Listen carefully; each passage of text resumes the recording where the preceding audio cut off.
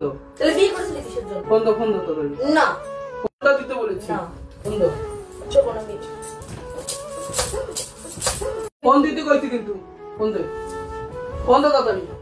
ভালো লাগছে না। ফোন দে, ফোন দে। ইয়ার কি মারছো আমার সাথে? ইয়ার কি মারার কি আছে নি? তুমি ওর কথা শুনে আমাকে সন্দেহ করছো? তো আমার বোন মিথ্যা কথা বললো। বলতে হতে পারে, তোমার আমার উপর কোনো বিশ্বাস নেই? না, আমার তো আমার বোনের উপরে বেশি বিশ্বাস। দাও, দিতে কইছি। আমি বলেছি তোমার সময় হলে আমি দেবো। মার খাবা কিন্তু।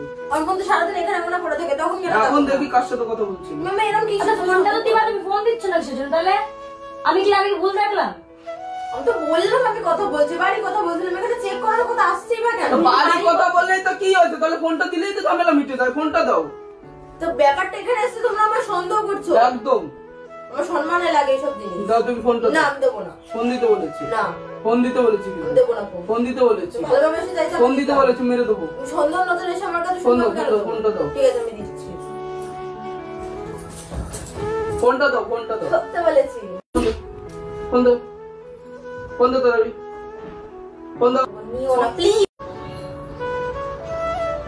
এই এত এত ফোন মান নাম্বার।